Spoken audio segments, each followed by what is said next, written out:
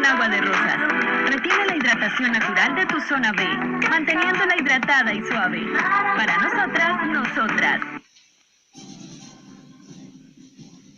8 de la noche, 23 minutos. La Procuraduría General de la Nación abrió una indagación preliminar al gobernador de Santander, Mauricio Aguilar, por presunta violación de medidas de bioseguridad contra el COVID-19. Mauricio Aguilar deberá responder ante la Procuraduría por el evento del pasado 9 de abril en el que, al parecer, celebró su cumpleaños con decenas de funcionarios y en el que, según el diputado que transmitió la reunión, se incumplieron las medidas sanitarias. Pero la gente que no vaya a salir a hacer procesiones, que no vayan a salir a protestar, porque es que a la gente sí le da COVID, a la gente sí le da COVID, a ellos no les da COVID. Es deber de todos los servidores acoger y cumplir las disposiciones que buscan proteger a la población de los efectos de la pandemia COVID-19 y, en el ejercicio de sus labores, ser ejemplo ante la comunidad del estricto acatamiento de las medidas sanitarias. Tras conocer el anuncio de la Procuraduría, el gobernador de Santander aseguró que está presto a responder ante las autoridades y negó que el evento se tratara de una fiesta por su cumpleaños. Los trabajadores quisieron en esta Eucaristía conmemorar y celebrar dándole gracias a Dios por un año más de vida de mi cumpleaños y en la cual pues se compartió cumpliendo con todos los protocolos de bioseguridad.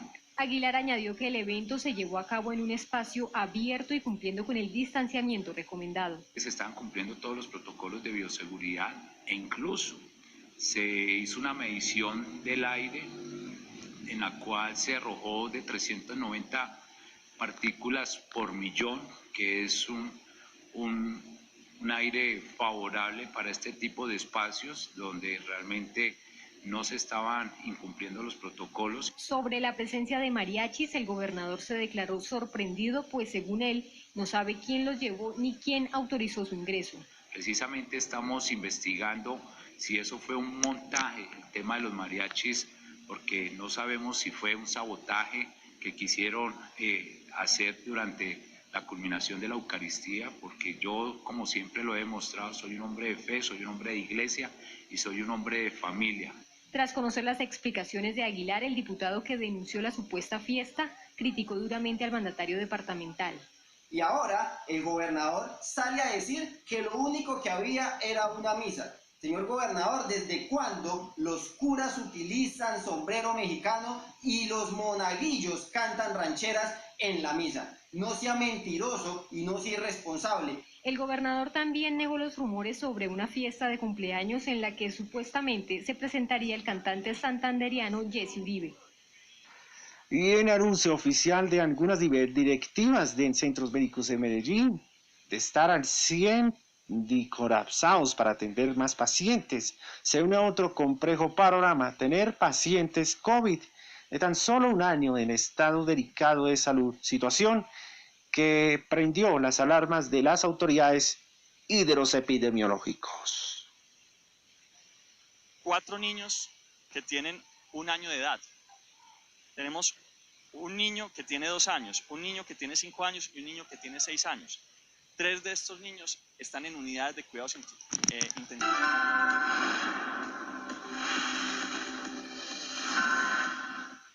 828. Una de las medidas adoptadas en el Atlántico para frenar la propagación del COVID-19 fue la suspensión de la alternancia académica que ya se venían implementando en varias instituciones de departamento de manera indefinida.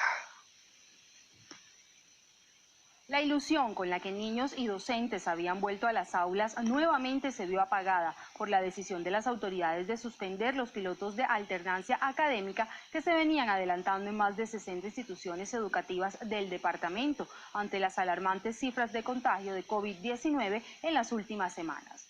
A los profesores y directivas de los colegios les preocupa las dificultades de algunos estudiantes para cumplir con las clases virtuales. La virtualidad pues fue muy difícil, ya que muchos padres de familia, por sus condiciones económicas, no tenían un computador en casa, no tenían un celular inteligente y por lo tanto fue muy difícil la conectividad con los estudiantes.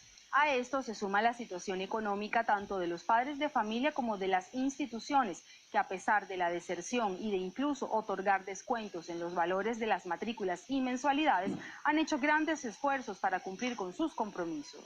La mensualidad de 60.000 pesos, 70.000 pesos, tocó bajarla a 40.000, decirle a los padres de familia que por favor que vayan cancelando de 20, de 30, entonces la parte económica afectó a la institución. Lo otro, muchos padres de familia dicen de que la virtualidad no es algo confiable en la parte académica y por lo tanto también decidieron retirar a muchos estudiantes.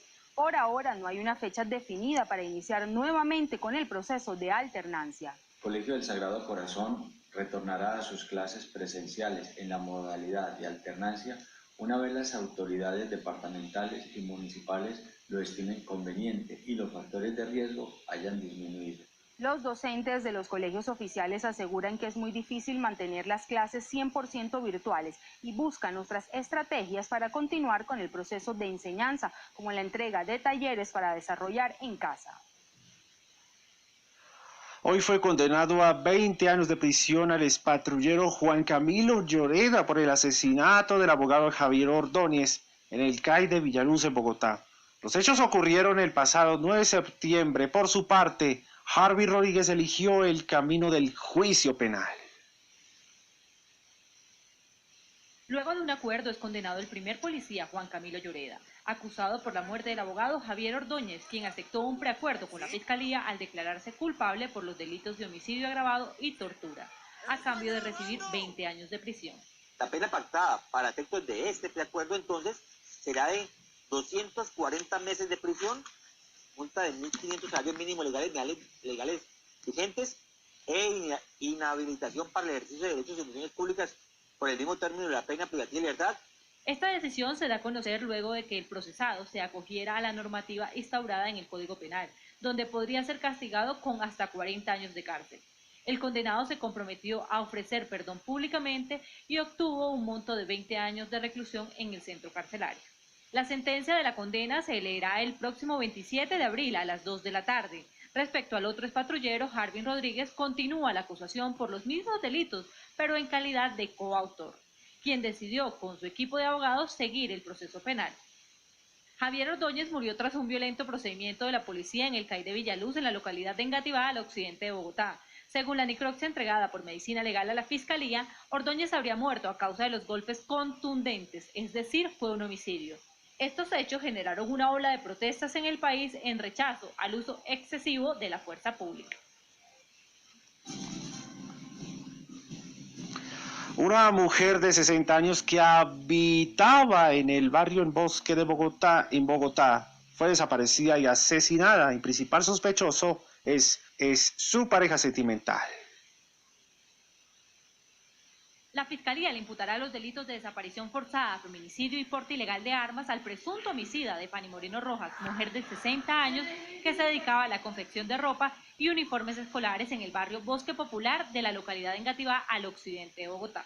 Esta vivía junto con su compañero sentimental, con quien tenía un almacén en su casa. El pasado 7 de abril, la familia de Fanny Moreno notó su silencio y ausencia. El senador David Barguín propuso una sobretasa en impuesto de renta permanente para el sector financiero porque considera que ha crecido más de otros, incluso en la pandemia. Los bancos responden que no es conveniente y afectaría los costos. El senador David Barguín propuso incluir en la reforma tributaria una sobretasa permanente en el impuesto de renta al sector financiero, frente a lo que pagan las demás personas jurídicas. Todas las empresas terminarán pagando un 30%. Cuando eso suceda, lo que proponemos es que este sector tenga 6 puntos de sobretasa.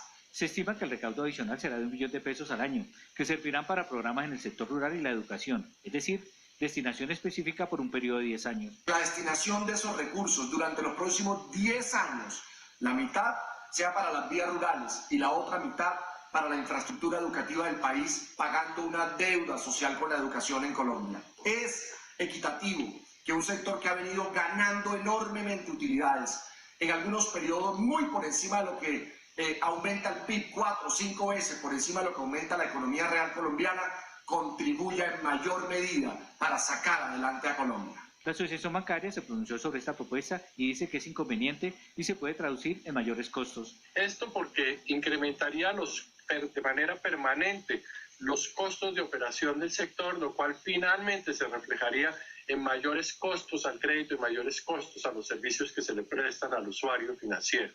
El presidente de la Asociación recordó que el sector financiero aporta el 10% del total de recaudo de renta que hace la nación. Mientras que solo participa en 5% del PIB, o sea, contribuye 2 veces lo que es su contribución al PIB. La Asociación insiste en que se debe mantener la solidez del sistema financiero.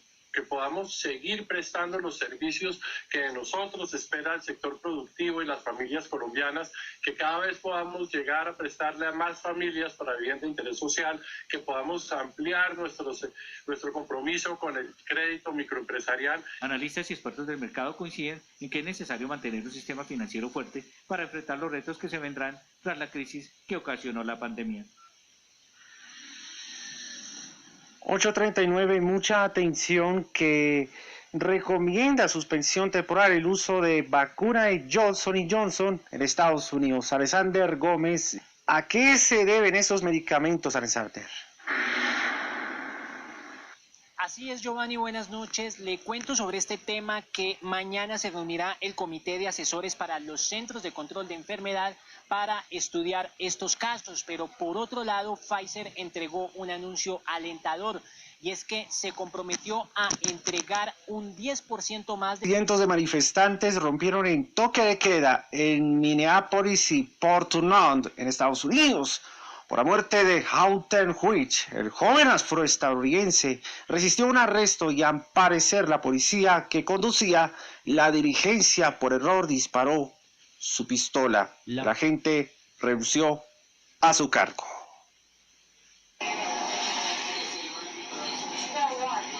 Este es el video donde quedó registrado el momento donde agentes intentan arrestar a un hombre, pero se resiste. Es ahí donde se escucha a la policía gritar "Taser, taser", y un disparo alcanza al individuo. Maldita sea, le disparé. Dice la mujer policía, mientras el hombre herido acelera el auto estrellándose.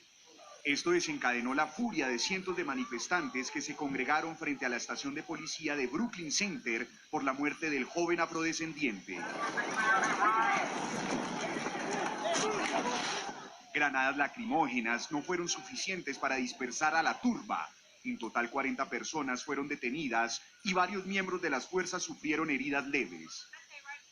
Conocí personalmente a Daunte Grimes. Él era como un hermano menor para mí. Lo veía todo el tiempo, se juntaba con mis hermanos y cuidaba a su bebé. Estaba presente, era un padre activo y eso es bueno. Necesitamos más padres negros activos en la comunidad. Por otro lado, al menos 200 manifestantes se reunieron en el sureste de Portland frente al edificio que alberga oficinas múltiples de agencias policiales. Debían tomarse decisiones para apartar a esa multitud de la cerca y comenzar a dispersar a la multitud y hacer arrestos por la actividad criminal que estaba poniendo a la gente en peligro y prohibiendo a los que estaban allí reunirse pacíficamente.